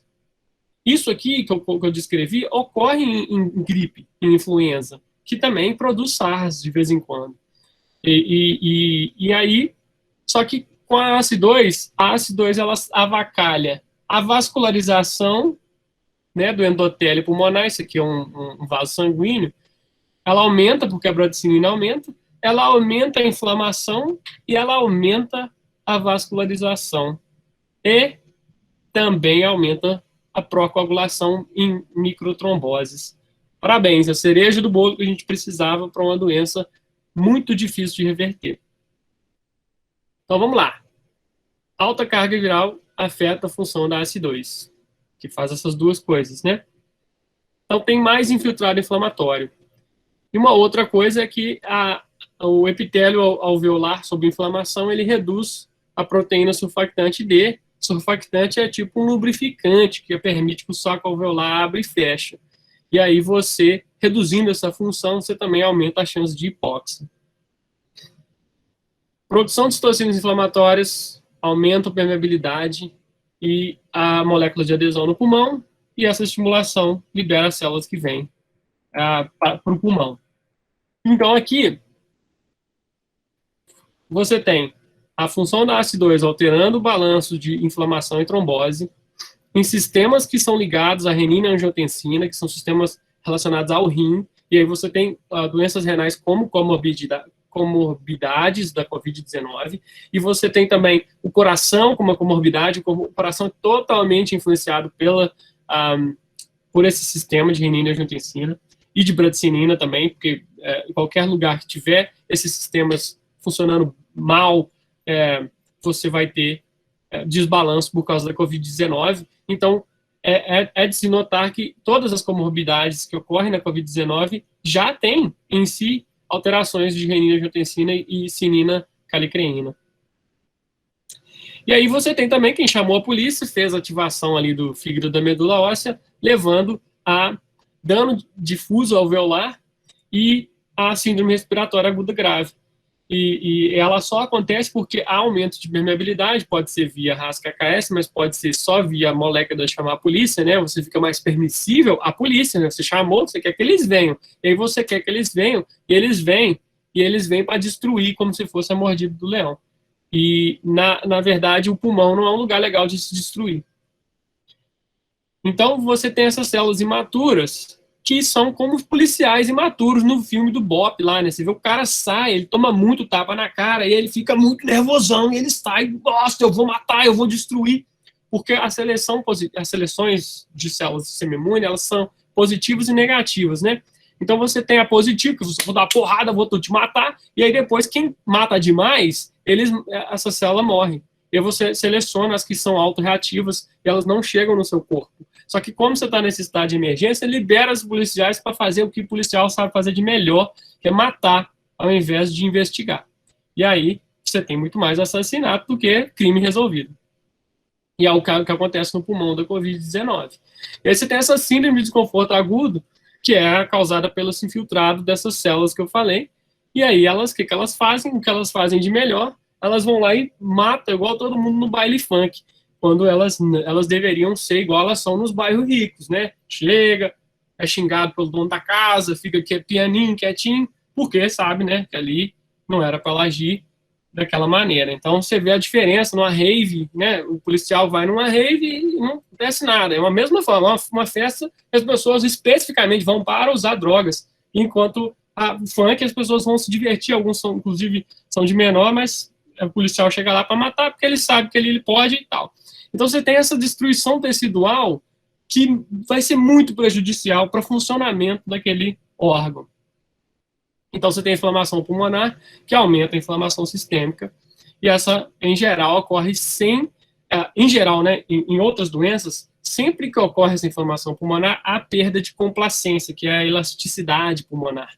E aí essa perda de complacência vem acompanhada de hipóxia. O que aconteceu na COVID é que não tem essa perda de complacência em todos os casos. Muitos pacientes, muitos mesmo, têm hipóxias sem perda de complacência. Então o paciente, às vezes, ele está bem, aparentemente bem, ele não sente, porque a complacência ela ajuda o paciente a ficar meio assim, mal. Às vezes o paciente está respirando normal, achando que está respirando normal, mas a hipóxia está...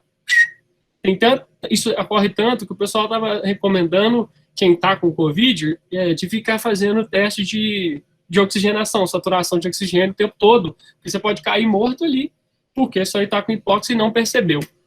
Então, há a sugestão de que na Covid-19 há outras causas para a hipóxia que não a destruição, só a destruição física do tecido. Pode ter microtrombose, pode ter própria bradicinina. E aí a gente recomenda no trabalho que a definição individualizada da síndrome respiratória por paciente é melhor do que uma para todo mundo, que em geral é protocolar, né? Você faz, se todo mundo for para ventilação, é tanto de oxigênio, tanto de saturação, tanto de velocidade, e aí você pronação, e aí, nesse caso, a gente, já na época, a gente já sabia que a maior parte das síndromes respiratórias agudas não pode ser tratadas como iguais, você tem que olhar o paciente, o tanto de fator coagulatório que ele tem, o tanto de hipóxia que ele tem, o volume pulmonar, todas essas coisas você tem que olhar para você poder tratar a ventilação e reduzir a mortalidade. A mortalidade por ventilação em Covid em Nova York foi um pico gigantesco que teve no fim de março ou no começo de abril, foi de 80%. Então, 80% de quem estava no ventilador naquele dia ia morrer.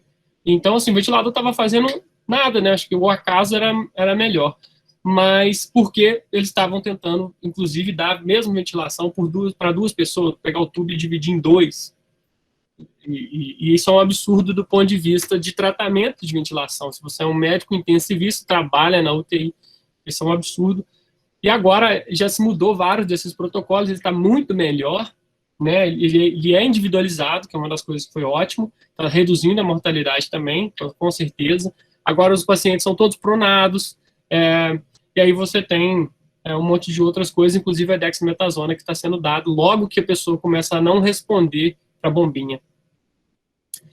E aí, eu já falei. Então agora eu vou falar da síndrome no corpo. Não saiu do pulmão, vamos para o corpo.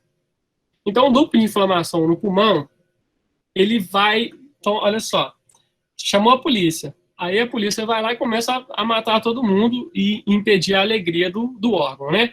E aí você impedindo essa alegria do órgão, ele faz o quê? Ele chama mais polícia. Porque ele não sabe resolver aquilo. Nas células que estão entrando, são células que não resolvem crime, elas causam crime, são criminosos, né? São milícias, etc. E cada vez mais, com mais poder. E aí esse maior poder, ela vai aumentando o loop de inflamação aqui, e você vai morrer ou de insuficiência respiratória, que é a maior parte das mortes, ou você vai morrer de inflamação sistêmica e as suas consequências.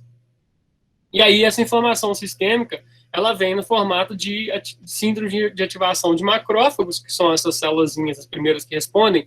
Todos os órgãos no seu corpo têm essas células, inclusive similares a elas no cérebro.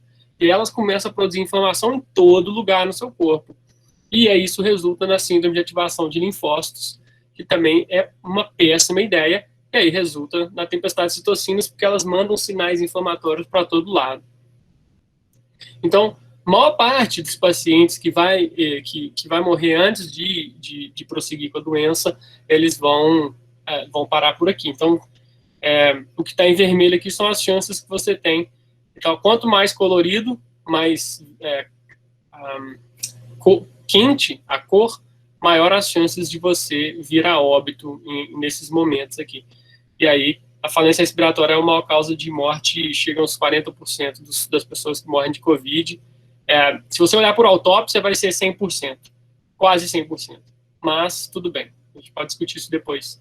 E aí, o que é importante aqui é o seguinte, a carga viral, que a gente previu, né, é que a carga viral ela vai ter esse impacto no dano inicial, mas aí você, por causa do seu sistema imune, que com certeza continua produzindo anticorpos e fazendo as coisas que precisa fazer, o vírus vai reduzindo de eficácia e vai caindo na carga viral. Enquanto as citocinas vão aumentando. E os fatores de resolução de tecido vão aumentando a chance de você ter coagulação e trombose.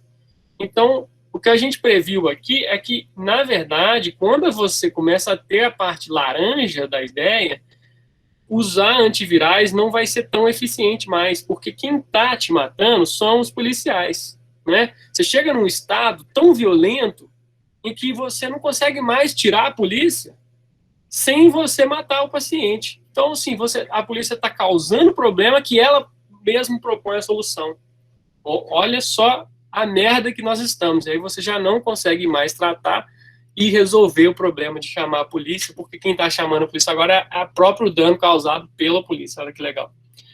Então você tem esse grande azar aí, e aí o que aconteceu foi desde abril, quando eu comecei a escrever esse modelo, eu terminei dia 28 de abril, os antivirais realmente não vingaram e não protegeram, principalmente quando eles são dados bem no final, né? Apesar das pessoas ainda serem positivas para PCR, por às vezes 10, 20 dias depois de ter sintoma, o antiviral não resolveu. E a gente acha que é por causa desse loop de inflamação entre o sistema e o pulmão. E aí a gente tem a falência sistêmica, eu estou terminando, que é quando você tem a tempestade de citocinas, né? Então você tem essa ativação gigantesca de macrófagos, de monócitos e etc., que pode levar, então, a uma crise vascular profunda que leva à falência múltipla de órgãos. Além disso, por causa da ACE2 estar reduzida, você tem também a síndrome respiratória aguda grave o sistema de renina-angiotensina e a cinina-calicreína, que desbalanceados vão causar inflamação local e fatores protrombóticos, como o dedo de Covid e outras coisas causadas por microtrombose na periferia do corpo. E aí você tem, e na parte da base do pulmão, e aí você tem esses fatores protrombóticos levando à coagulopatia. Muitos pacientes mesmo têm derrame, têm tromboses gigantescas, têm tromboses de vasos, de artérias, descrito principalmente em jovens, porque os jovens aguentam mais esse dano pulmonar por mais tempo. Eles respondem menos, com menos polícia de cada vez. E aí esse braço aqui começa a ficar mais relevante. O braço de fatores protrombóticos é mais relevante em mais jovens. Esse braço de inflamação é mais relevante em mais velhos. Então tá, você tem um aumento de citocinas que vai levando a infiltrado e dá aumento do dano pulmonar. E o normal é que, se você não morreu, é que o tecido se regenere. Aí tem uma outra cereja do bolo, que é o seguinte: as células no seu pulmão que tem mais AC2 são pneumócitos do tipo 2, que são as células responsáveis pela produção do surfactante e pela regeneração do tecido composto de pneumócitos do tipo 1. Então você tem problema do surfactante, que a gente já tinha comentado, né, que eu já tinha falado aqui, que quando há sua ausência ele pode causar hipóxia sem perda de complacência. E aí você tem a AC2 maior nesse pneumócito tipo 2 sendo prejudicadas. E aí, se os pneumócitos tipo 2 são mortos primeiro, e você vai regenerar o tecido com o quê? Você tem muito mais dificuldade. Então, as pessoas que tiveram e foram para a UTI se recuperar, às vezes elas ficam 3, 4 meses completamente cansadas, doentes, o pulmão recupera muito devagar. E eu sei que parece novidade quando aparece na mídia, mas isso não é uma grande novidade. Também foi assim para SARS-CoV-1. E aí você tendo essa hipóxia nesses pacientes, você leva a dano pulmonar, dano neuronal, confusão causada por baixa de oxigênio por períodos prolongados de tempo, até o paciente sacar que ele estava com hipóxia. Além de, se você tiver a inflamação também, você também pode ter confusão mental, pode ter problemas neurológicos em decorrência dessa inflamação sistêmica. Então, assim, é muita chance pro azar. E aí, né, eu já tinha falado da falência respiratória. Então, são essas formas que você tem de vir a falecer de Covid-19. Raríssimas vezes você vai ter as outras sem ter a falência respiratória, mas sim ocorre principalmente em jovens, como eu disse. E aí as janelas de intervenção, e agora a gente já tem outros dados, eu vou ter que atualizar esse slide. Você tem, na fase 1, você tem como tentar prevenir a entrada do vírus.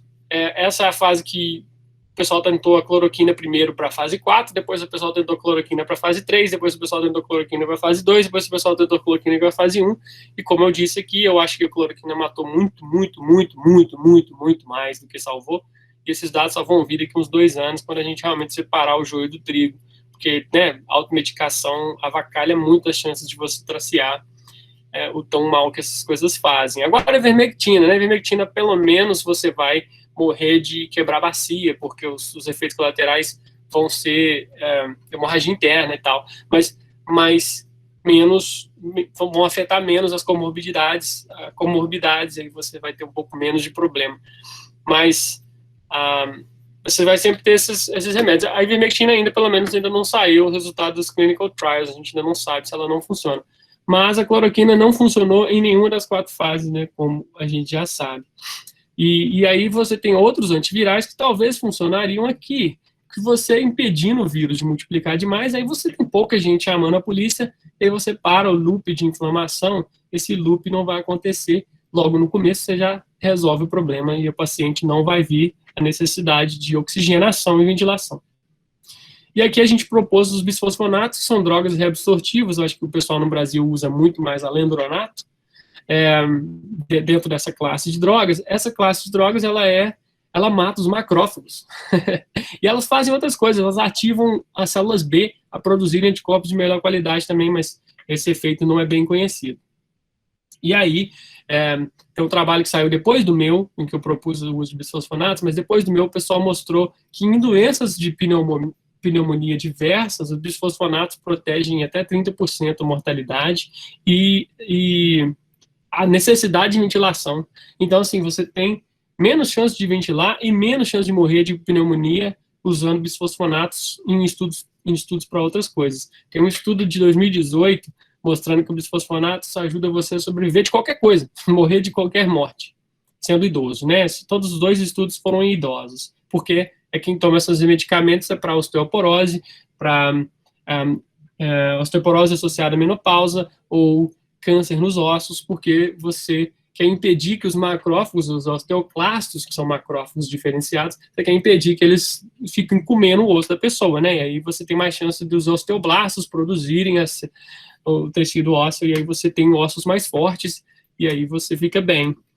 E aí a gente propôs isso porque as células que chamam a polícia, como eu estava dizendo, são os macrófagos. E aí a gente pensou que talvez os bisfosfonatos, se possível, dado por nebulização, como interferons já foram dados também por nebulização, você tentar impedir que os macrófagos chamem a polícia, a qualquer momento funcionaria, porque dentro dos infiltrados inflamatórios, não sei se vocês vão lembrar, tinha monócitos também, que também são macrófagos, células mielóides que morrem por bisfosfonatos. A gente propôs isso, não tem clinical trial rodando, mas isso não quer dizer que as pessoas não estão usando, só que a gente só não vai ter certeza se ele realmente funciona ou não.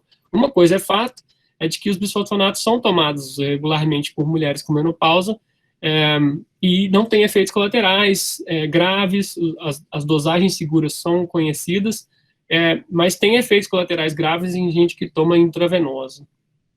Não sei para que eu estou fazendo tanta propaganda de bisfosfonato, na verdade, mas... então você tem chances de intervir aqui, principalmente nessa comunicação entre o pulmão e o fígado. Então aqui tem as estatinas, tem a colchicina, que foi testada pelo Dario Zamboni em São Paulo, e funcionou muito bem em testes randomizados cegos. Então, assim, realmente há algumas chances de intervir, inclusive depois, na hora que está acontecendo essa comunicação entre pulmão e fígado, essas drogas aparentemente ainda iam funcionar. E aí, se você medir o paciente ali, o paciente está com falta de ar, está no hospital, está doente, aí você testa a quantidade de fatores protrombóticos, dímeros D, no sangue, e proteína C reativa, que são essas proteínas que são proteínas de emergência, que ocorrem na presença dessa resposta de emergência do fígado. E aí você viu que tem lá, você já dá anticoagulante. Então, hoje já é tratamento conhecido para COVID em hospitais. Se você tiver alto dedímero e trombocitopenia, taca heparina ou taca algum anticoagulante. E aí então a gente começou a tratar melhor os pacientes, isso também tem reduzido a mortalidade e a necessidade de internação na UTI, que desafogou um pouco o tanto de gente que estava indo para a UTI antes, né? Reduziu, acho que quase 3 vezes. Então, assim, melhoramos os tratamentos nas fase 1, as intervenções, e na fase 4, se testou tudo, já saiu resultados de vários testes clínicos para tocilizumab, que é um anticorpo monoclonal contra o IL-6, que é uma das moléculas que chama a polícia. Tem um outro que é uma outra molécula que chama a polícia, infliximab, também não funcionou. Tem um receptor de interferon, eu esqueci, um outro do mesmo tipo, que tentou barrar a tempestade de citocinas, não funcionou. E aí, eu diria assim, não é que eu não estou feliz porque não funcionou, é porque já tinham 26 clinical trials tentando parar a síndrome respiratória aguda grave com essas drogas anteriormente na literatura. 26 clinical trials com mais de milhares de pessoas tratadas. Nessas pessoas, nenhum funcionou anteriormente. Então, eu não estava esperando, não tinha grandes esperanças de que ia funcionar nessa fase, e a gente escreveu o trabalho para você tentar focar nas fases antes das coisas começarem a chegar nesse quadro, que quando chegar nesse quadro, aí reza mesmo, né? O pessoal dá isso aqui em tratamento que a gente chama de compassivo, né? De compassionate treatment, que é a chance da pessoa morrer é quase 50%, então você joga a moeda e pode dar esse tipo de tratamento. É permitido aqui nos Estados Unidos, eu não sei se no Brasil é permitido dar drogas em teste, em andamento, nessa fase em que a pessoa já está, pela hora da morte, o médico meio que decide. Então, há algumas drogas, né, e obviamente a dexametasona, ela é boa entre 2 e 3, ela é muito boa, 40% de menos internação e menos ventilação, e ela é bem mais fraca na fase 4, mas ainda ajuda. E o que ela faz? A dexametasona faz meio que o bisfosfonato está fazendo aqui, só que com um monte de célula. Ela é um imunossupressor para todo lado. E o que aconteceu é que quem estava bem, quem não ia progredir para severo, fica mal, não fica feliz. Não é bom matar os detetives. é bom só matar a polícia. Ele mata todo mundo, e aí, às vezes, alguns pacientes vão ficando pior. Então, a dexametasona, ela não é só boa, não. Você chegar e falar assim, gente, é um milagre, a nova cloroquina, vamos dar para todo mundo chegar no hospital. Vocês vão matar 60% das pessoas que não iam morrer. E aí, como toda teoria, né, esse modelo nosso, 7,6, né, esse modelo nosso tem que ser simples, né, tinha que ter o menor número de passos possível para explicar todos os sintomas e tinha que ter poder preditivo. E desde que eu escrevi até agora, a gente esperou vários estudos saírem para publicar. Aí, quando vários saíram, a gente viu que estava realmente sendo bem reprodutivo e tinha poder preditivo.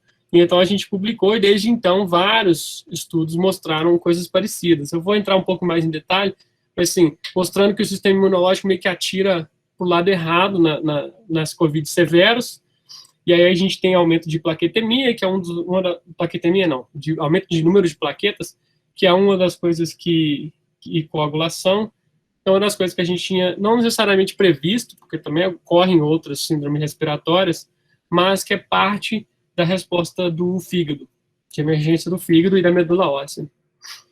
E aí tem esse estudo também da Science, em que ele mostra praticamente as mesmas fases, saiu no finzinho de julho, no 31 de julho, que é o vírus entra, e aí o macrófago começa a aumentar a macrófago alveolar, né, a fase anterior, e aí tipo 2 das células epiteliais do alvéolo, né, que é o pneumócito tipo 2, e aí quem tem a doença severa vai ter muito mais neutrófilo, que eu cheguei a falar no começo, monócitos, estão aqui de novo, e aí menos linfócitos. E quem vai se dar bem, quem vai ficar tranquilo relativamente, vai ter mais linfócitos.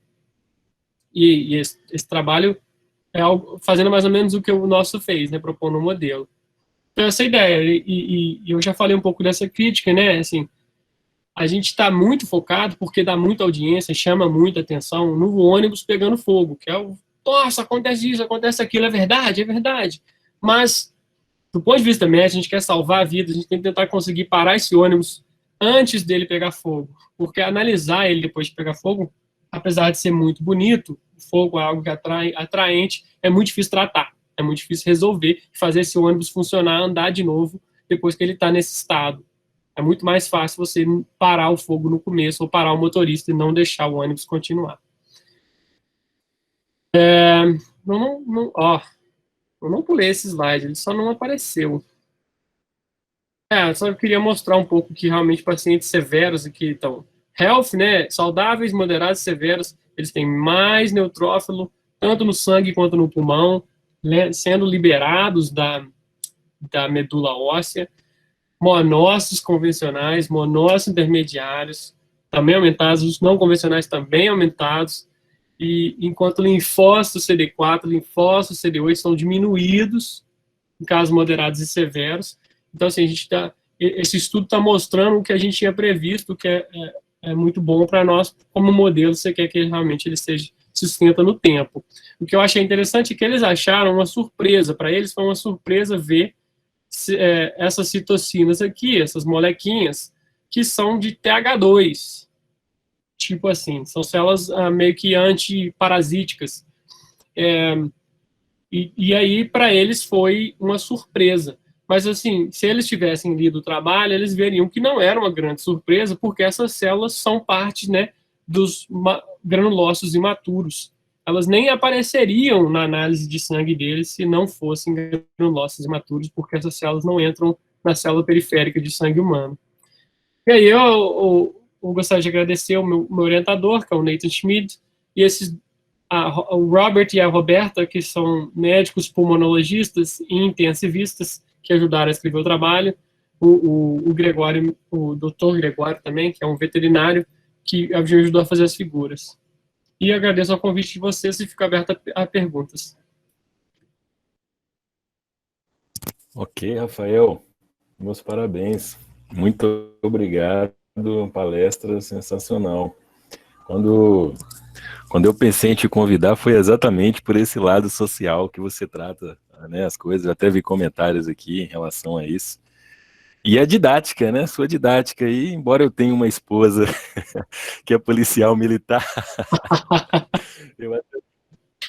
eu Eu adorei a sua didática, que é mais ou menos isso mesmo, né? Nas aulas de imuno eu discuto com os meninos essa questão de que o sistema imunológico, geralmente ele é bom, né? Mas tem o lado negativo dele, ou o órgão, ou a situação onde ele é negativo.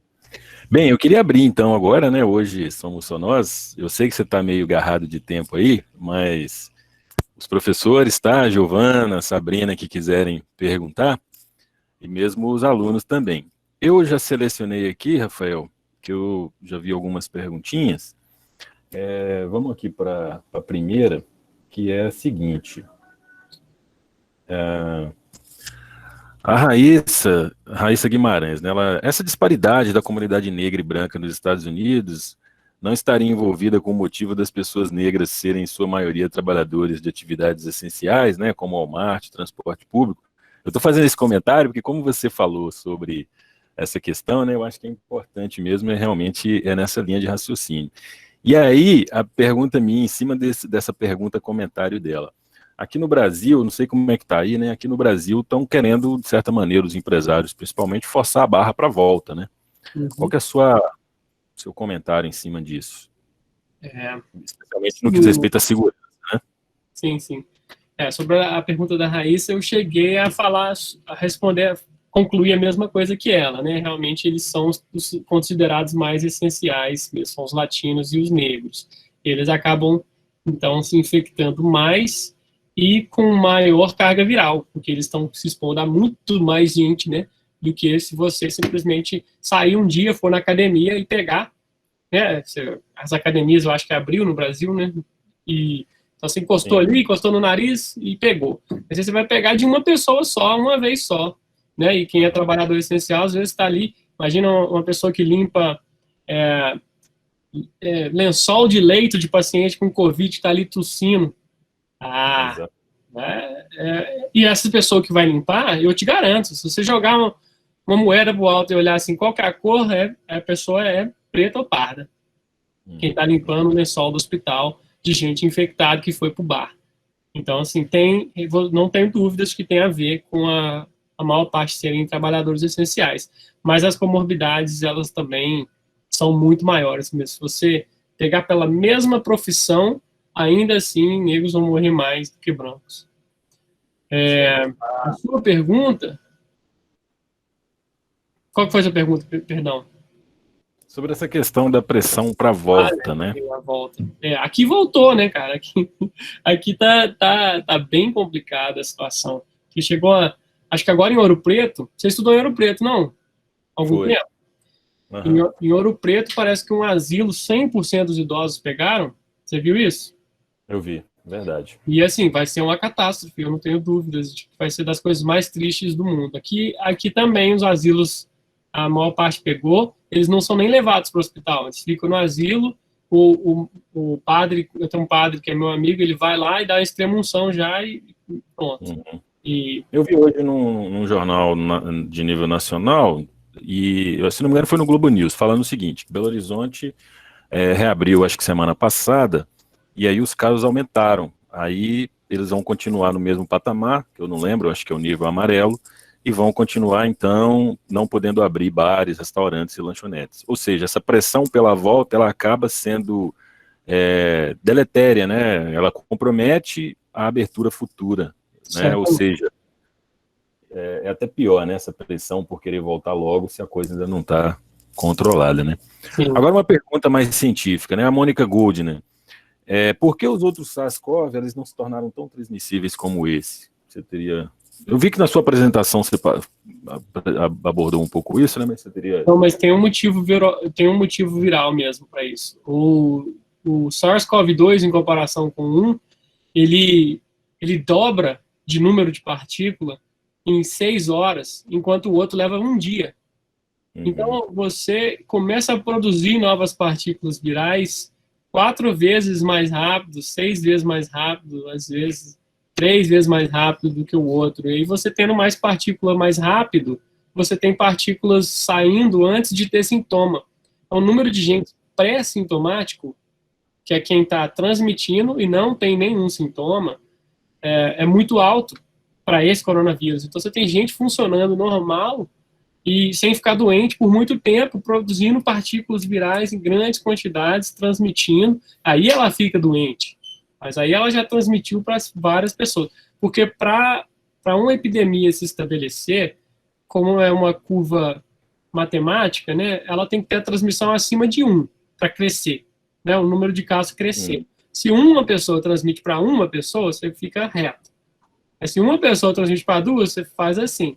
Uma transmite para 4, faz assim. Uma transmite para 6, e aí essa transmissão depende dessa janela de não sintoma. Se todo mundo pega e tem sintoma ao mesmo tempo que transmite, igual o SARS-CoV, então você pegou, começou a tossir, você já cobriu ali e pronto. Eu parei a pessoa com sintoma, eu paro a transmissão. No caso desse coronavírus, não, você transmite antes. O influenza também, você tem sintomas 5 dias depois de pegar, você transmite a partir do 3. E aí, por isso, o influenza também, você acaba não conseguindo impedir ele de transmitir. É uma transmissão tão alta, né? Sim. Agora, uma pergunta do aluno Jefferson, e realmente eu queria até colocar uma situação que eu não sei como é que tá aí, né? Mas aqui no Brasil, você sabe que as fake news hoje em dia, né, tá dominando geral. E mesmo médicos, eu acho que eu cheguei a falar isso com você, né, na nossa conversa. Mesmo médicos têm, né, feito áudios e divulgado para usar a ivermectina como método preventivo. E aí o Jefferson abordou aqui o seguinte: quais os dados comprovados, né, no uso da ivermectina? E aqui já é uma colocação mais, uma crítica dele, né, que devemos esse descrédito na ciência, mesmo remédios não sendo cientificamente comprovados, a população continua tomando.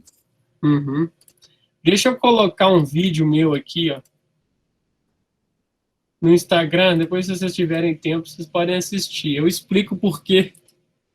Nesse vídeo eu explico como é que essas drogas todas funcionam sem funcionar. É um princípio científico, né? Nós temos um problema, vou explicar milagres. Milagres funcionam assim. Eu tenho 6 milhões de pessoas doentes em um dado momento na Itália. Essas 6 milhões de pessoas doentes, na Itália, no mundo, né? 6 milhões de pessoas, todas rezam. E aí, uma recupera. Uma de 6 milhões recupera. Por motivos diversos. Pode ser que ela estava tomando água estragada, parou de tomar água estragada. Uma recupera. Ela vai contar para todo mundo que ela recuperou depois de rezar. Você tem reportes de casos positivos, mas você não tem reporte de casos negativos. Você tem 5.999.999 pessoas que não vão avisar que elas rezaram e não funcionou. E aí você vai lá e fala, pô, é um milagre. É um milagre, funciona. Rezar funciona, porque rezar salvou a vida dessa pessoa. E aí, a pessoa rezou e, por acaso, ela foi a única a se curar nesse universo de 6 milhões. Né? Exatamente. Então, quem toma ivermectina e não faz nenhum efeito, a pessoa tem a doença normalmente, essa pessoa não vai contar para as outras que funcionou. Mas quem tomar e ficar bem, recuperar, né, naquele ciclo lá, você tem 80% de chance de recuperar na parte 1, 90% de chance de recuperar na parte 2, mais 90% de chance de recuperar na parte 3 e 50% de chance de recuperar na parte 4. Você tem tanta chance de recuperar, sem tomar nada, só respirando mesmo, que você conta para todo mundo, fica bem, fala, nossa, eu tomei no outro dia, tava uma beleza. E aí você começa a ter esses reportes de casos positivos e aí ignorando os casos negativos, essencialmente, né, o tempo todo. E aí, uma das coisas que acontece é que você fica achando que funciona quando não funciona. Mas tem outras coisas também, que é o N muito pequeno, cada médico trata poucos pacientes, e aí, nesses poucos pacientes, tem grandes chances, nenhum vai morrer, ué. Você tem 50 pessoas, se morre 5 a cada 100, ou na verdade os dados são 1 a cada 100, se morre 1 a cada 100, provavelmente, né? Você tem 50, pode ser que nenhum morra, ué. Como é que você vai fazer? Aí você tá achando que você é o bonzão, o tratador das tratadoras. E aí você, honestamente, sinceramente, médico, fala do seu fundo do seu coração, da sua experiência, fala, olha, funciona mesmo, esses cientistas não sabem nada, esse negócio de estatística é bobagem, então, assim, na minha mão funciona, você pode tomar que funciona. E aí você tem essas pessoas que tomam e morrem porque, né, tem efeitos colaterais. A ivermectina, os dados científicos que você perguntou são assim, in vitro funcionou. E a dose da ivermectina que funciona, ela é baixa. É bem mais baixa que a cloroquina para matar o vírus. Só que no sangue humano, para atingir essa dose, você tem que tomar, acho que umas 20 vezes a dose Eu normal. vi alguma coisa, acho que 17 vezes, né? É muito alto. E aí, Muito alto. os testes de citotoxicidade, os testes de toxicidade dessa droga são feitos com a dose que você toma para piolho. Não são feitos com uma dose maior. Então, você não sabe a segurança da droga para uma dose 17 vezes maior. Mas o pessoal está tomando, em vez de uma por ano, está tomando 3 por dia, ou uma por dia. E aí, um efeito colateral que já se sabe para a ivermectina é esse efeito de anticoagulante. Pode ser aí que ela vai funcionar, se funcionar no teste clínico. Mas esse efeito anticoagulante é de longo prazo, você não consegue reverter, não. Então, se você, idoso, tomou essa droga, teve esse efeito colateral, quebrar o dedo, você pode morrer. De hemorragia interna. Olha que divertido. Um acidente de carro vai se tornar letal. Você quer apostar nas chances de viver que você já tem sem tomar nada, ou você quer apostar nas chances de morrer caindo, quebrando a perna e morrendo de hemorragia interna? Eu não quero apostar no efeito colateral das drogas. Eu prefiro apostar na não droga, por enquanto, e na dexametasona, confiar nos médicos. Ok. A Raíssa Guimarães, né, ela faz um comentário em relação às grávidas. Né? Em 2017, foi utilizada a hidroxicloroquina em gestantes de forma comprovada que protegiam o feto contra a zika. Antes também eram utilizadas amplamente pelas gestantes na prevenção de malária, visto que as gestantes são xodó dos profissionais de saúde. Qual o risco e o medo em se utilizar hoje essa droga, considerando que no passado, né, foi utilizado e não houveram relatos de problemas relacionados a essa droga? Que eu saiba, a hidroxicloroquina foi tentado para Zika mesmo, mas não se sustentou na estatística, não. Os resultados não foram protetores, não protege contra a Zika, não. A ivermectina também foi testada, contra dengue e contra Zika. É muito comum a gente testar drogas que matam in vitro, né, na célulazinha, no potinho. É muito comum você tentar elas em pessoas. E existem doses que são seguras para a gravidez e aí você tem que usar dentro dessas doses, dentro do hospital. O que o pessoal estava fazendo é tomando cloroquina na sua casa, né? A Deus dará. E aí, o que você quer? Você quer que seja um experimento controlado? Não é controlado. Ele é exatamente o contrário de um experimento controlado, de uma situação controlada. E aí, se algo der errado com a grávida, que é um xodó, uma das coisas que você tem que fazer quando você dá cloroquina dentro do hospital, cloroquina, hein? Não é hidroxicloroquina. Mas quando você dá cloroquina no hospital, uma das coisas que você tem que fazer é ficar vigiando os níveis de fatores de emergência no sangue, todo dia. E se aumentar, você para no dia seguinte, ou no mesmo dia você já não dá mais. E a pessoa tomando em casa, você não dá para saber. Então, de repente, ela passa mal e morre. E aí, você vai fazer? Eu fico com pena, ao mesmo tempo eu entendo, né, que há um impulso das pessoas de tomar qualquer coisa, porque qualquer coisa é melhor do que nada. Não é necessariamente melhor do que nada. Assim, os efeitos colaterais é exatamente pior do que nada. Exatamente. Bem, eu queria fazer só mais uma última pergunta, Rafa, que na verdade, opinião sua também, né? Então, eu acho que já lançou, né? A Rússia já lançou a vacina deles lá, se não me engano, já estão aplicando. E hoje eu ouvi também que o Trump está prometendo a vacina aí para vocês, Estados Unidos, até a eleição dele, né? Acho que em novembro. Você teria a fazer algum comentário sobre essas duas vacinas, só para a gente finalizar? Sim. Olha, eu não tenho muitas esperanças, não, mas conhecendo vacina de perto, eu acho que muito apressada. A vacina mais rápida da história foi a de Ebola, que levou 3 anos, e o jeito que eles fizeram para testar rápido, assim, que em geral testar é que demora mais. A fase 3 de testagem aqui demora mais, porque você tem que ter gente suficiente se infectando para você ver que a doença não está passando, não está transmitindo. E aí eles fizeram a vacinação em anel. Tinha um caso numa aldeia, e aí eles pegavam e vacinavam todo mundo em volta nos bairros ao redor, e aí via essa doença não passava para os bairros distantes. Então significava que aí a vacina realmente protegeu as outras pessoas. Em vez de vacinar todo mundo da cidade, você vacinava só aos bairros ao redor e via se alguém pegava fora daquele anel populacional. E aí, rapidinho, eles descobriram onde que funcionou ou não funcionou, e a vacina foi aprovada. A vacina de Ebola foi feita em 3 anos, que é um tempo recorde.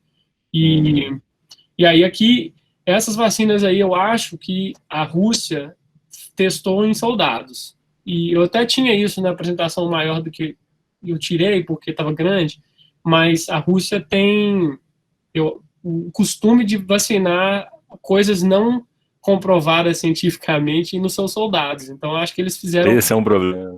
Eu acho que eles vacinaram os soldados sem saber se era segura, sem saber se produzia anticorpo, é agora que eles vão ficar sabendo se produzia anticorpo, e aí eles já vacinaram os soldados e já enfiaram o vírus no nariz deles de propósito, para ver se parava a transmissão, e parou, e eles ficaram felizes com essa parada, sem saber os efeitos colaterais, né, da vacina de larga escala, porque o N é pequeno, então eles não sabem quem morreu, quem não morreu ainda, quem vai ter reação contra a vacina, e aí eles aprovaram e falaram, não, vamos dar para todo mundo, porque funcionou. Esse tipo de experimento realmente acelera muito a fabricação de vacina, mas ela não vai ser aprovada em outros países por causa da falta de ética, né, de se testar infecção em humano, uma infecção que é provavelmente letal em 1% dos infectados. Então, assim, eu acho que a Rússia fez isso. Os Estados Unidos não pode fazer isso, não tem jeito de fazer nem escondido, não tem gente que aceite fazer isso. Então, essa promessa do Trump é bobagem, é promessa de campanha. Eu, inclusive, escutei, né, a frase do seu ex-orientador, o Ricardo Gazinelli, dando uma entrevista para o Jornal Nacional, e ele falou o seguinte, olha, assim como a população, nós pesquisadores também queremos o quanto antes desenvolver uma vacina que seja eficaz, mas a ciência ela não vai apenas pela vontade, né? Ela vai através de fatos, né? Ou seja, está todo mundo na pressão, na esperança, mas não é da noite para o dia. E ele colocou que, em média, uma vacina, e na verdade, ele sendo bastante otimista, ele colocou 1 ano e meio. Eu lembro dele falando isso, né? Ele falou isso em março, abril, mais ou menos. Então, assim, realmente é totalmente de encontro ao que você está falando. A gente até torce que venha o quanto antes, mas, infelizmente, não é. Eu acho que se o teste clínico funcionar, a gente vai ficar sabendo em dezembro, e aí a vacina vai começar a ser produzida em dezembro e vai começar a aplicar em março do ano. Exato. É o que eu imagino também. Sim. Bem, eu acho que finalizaremos por aqui, né? Eu não estou vendo aqui mais perguntas. Para mim está ótimo também. Eu queria te agradecer pelo esclarecimento, igual a nossa aluna Tânia colocou aqui, que momento ímpar. Obrigado, Polidoro, por trazer de maneira acessível a todos, né? E realmente foi a didática muito boa. Muito obrigado, Polidoro, um abração. Se você quiser finalizar isso, uma fala final aí. Eu que agradeço, né? Eu fico feliz de poder falar para vocês. Fico feliz também de poder falar. Assim, eu não quis criticar qualquer polícia, né? Eu acho que nenhum policial vai discordar que a formação é mais violenta do que precisa. E que o policial resolve pouco caso, e eu tenho certeza que frustra, porque eu tenho amigos policiais, eles se frustram de não poder resolver, e às vezes é político o problema, às vezes é porque se eles resolverem, eles vão tocar em algum filho de deputado, a maior tristeza. Então, mas assim, eu queria só deixar claro que a polícia tem seu papel na mordida do leão, mas no pulmão não é uma boa ideia, né? Então, assim, um baile funk e matar as pessoas é uma péssima ideia, nunca deveria ser tolerado, mas acontece, a gente, né, é policial em geral mais imaturo mesmo, né? Então, a analogia é essa, não queria ofender quem é policial. Com certeza. É mal, é só um jeitão de responder que eu quis dizer, que pode ser inadequado para algumas situações. Fazendo só uma correção aqui, eu falei a aluna Tânia, na verdade é a professora Tânia Ribeiro, que a gente tem duas Tânias aqui, às vezes eu confundo. Desculpa, Tânia.